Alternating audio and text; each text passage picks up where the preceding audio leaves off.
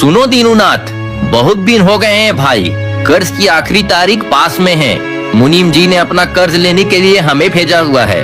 भाई आखिर तुम उनका पैसा कब लौटाओगे? भाइयों, आप लोग कुछ महीने और रुक जाइए, मैं मुनीम जी का सारा कर्ज चुका दूंगा।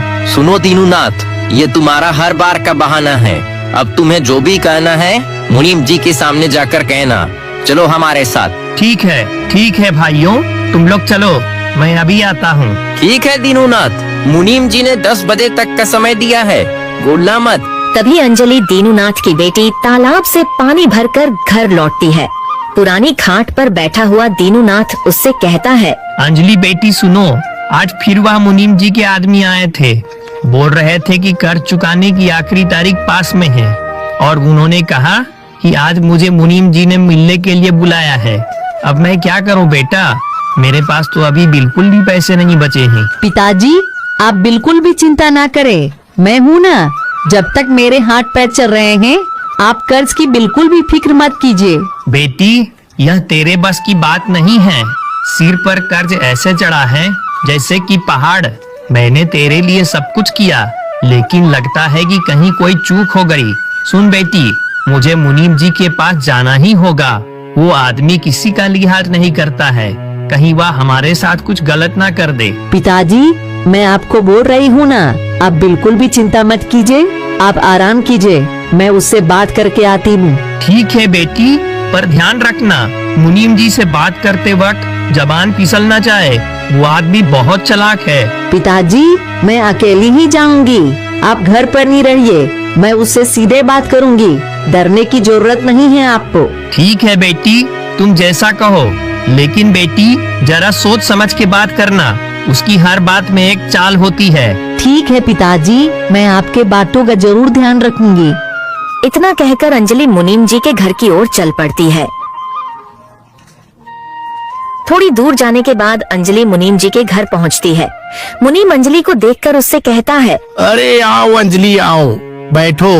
तुम जानती ही होगी कि आखिर मैंने तुम्हें यहाँ क्यों बुलवाया है। हाँ, मैं जानती हूँ मुनीम जी, मैं ब्याज की सारी शर्तों को विस्तार से जानना चाहती हूँ। सुनो अंजलि, मेरी सारी शर्तें सभी के लिए एक जैसी ही हैं। समय पर कर्ज चुकाओ और मौज करो, पर मुझे नहीं लगता कि तुम मेरा कर्ज चुका पाओगी। देखो, कर्ज की आखिरी तारीख पास में है। यदि तुम कर्ज नहीं चुका पा रही हो तो तुम मुझसे शादी कर लो, मौज में रहोगी और तुम्हारा सारा कर्ज भी माफ कर दूंगा। क्या शादी? वो भी तुझसे? मैं मर जाऊंगी लेकिन तुझसे शादी नहीं करूंगी।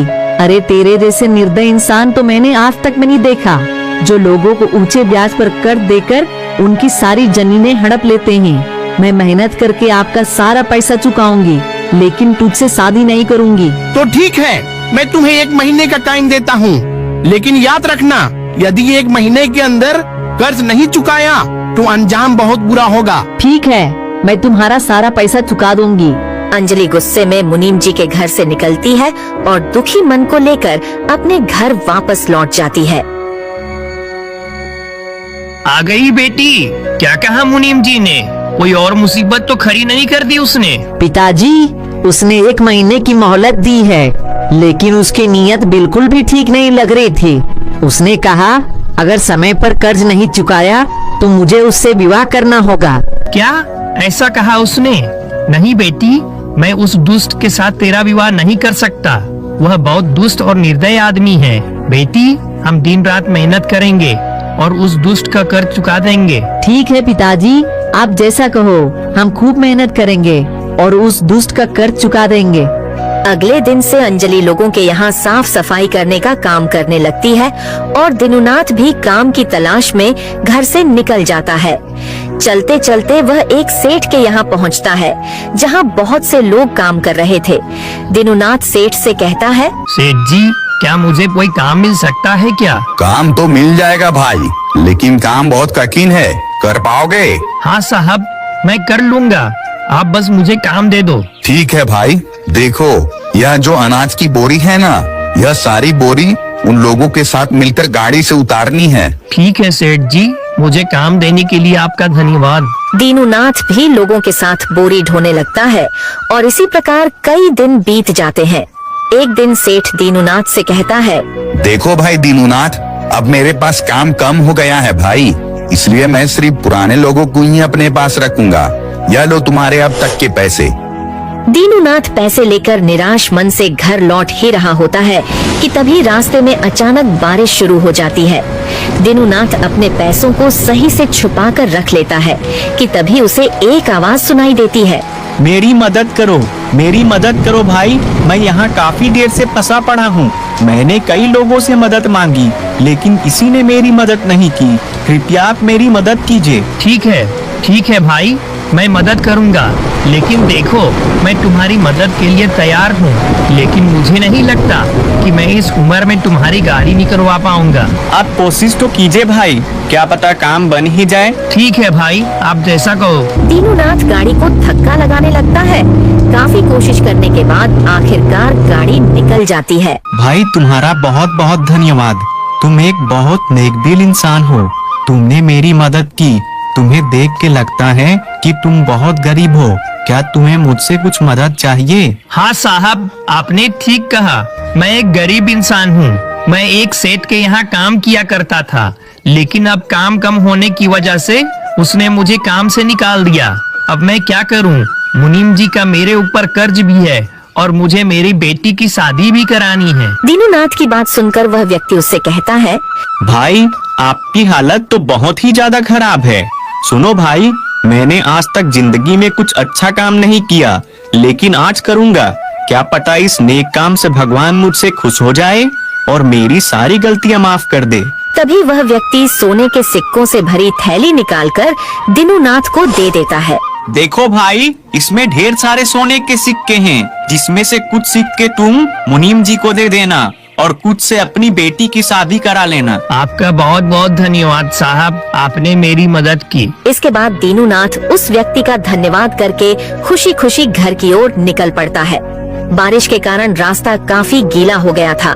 तभी अचानक दीनूनाथ का पैर फिसल गया और वह गिरकर एक पत्थर से टकरा गया। पत्थर से टकराने के कारण दीनूनाथ बेहोश हो गया। तभी उस रास्ते से गुजरते हुए एक व्यक्ति के नजर दीनूनाथ के सोने की पोटली पर पड़ी। उसने जल्दी से वह पोटली उठा ली। उसे ऐसा करते एक युवक कैलाश ने उसे देख लिया।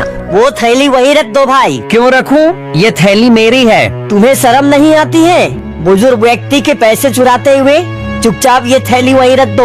अरे काहे परेशान करते हो भाई, थोड़े पैसे तुम रख लेना। नहीं, मुझे किसी बुजुर्ग का कोई पैसा नहीं चाहिए, पैसे वहीं वापस रख दो। नहीं रखूंगा, यह पैसे मेरे हैं। इतने में ही दीनूनाथ को होश आ जाता है और वह कहता है, अरे बेटा, मेरी थैली कहाँ है?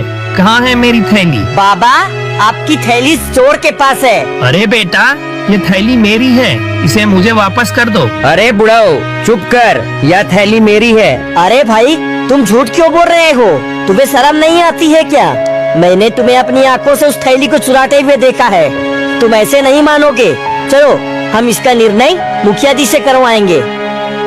तीनों गांव के मुखिया जी के पास जाते हैं। बताओ क्या समस्या है? मुखिया जी, ये पैसे मेरे हैं और यह लोग मुझसे छीनना चाहते हैं। नहीं मुखिया जी, ये आदमी झूठ बोल रहा है, ये सिक्कों की थैली मेरी है। अरे दीनूनाथ, तुम्हारे पास इसका क्या सबूत है कि यह थैली तुम्हारी है? दीनानाथ अपनी सारी घटना बताने के बाद कहता है, मुखिया जी, अब आप खुद बताइए कि ये थैली इसकी कैसे हुई? हाँ मुखिया जी, मैंने खुद इस व्यक्ति को अपनी आंखों से थैली चुराते हुए देखा था। इसके बाद मुखिया उस चोर से कहता है, तुम्हें शर्म नहीं आती किसी गरीब और बूढ़े व्यक्ति के पैसे चुराने में? यह थैली दीनूनाथ को वापस करो और गांव वालों इस चोर को ले जाकर पुलिस स्टेशन में बंद करवा दो।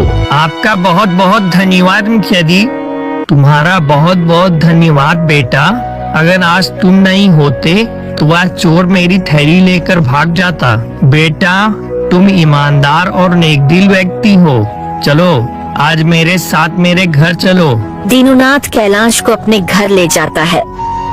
बेटा, यह मेरी बेटी है, मेरे सिवाय इसका इस दुनिया में कोई नहीं है। मैं चाहता हूँ कि मेरे मरने से पहले इसकी शादी किसी अच्छे इंसान से हो जाए। बेटा, वो सारे गुण मैंने तुम्हारे अंदर देखे हैं। मैं समझ गया बाबा, आप क्या कहना चाहते हैं? मैं आपकी बेटी से शादी करने के लिए तैयार हूँ। तभी वहाँ सेठ मुनि आ जाता है। सुनो दीनूनाथ, अब तो पूरा महीना पूरा हो गया है भाई, मेरे पैसे वापस करो। तभी दीनूनाथ मुनि जी के पैसे दे देता है।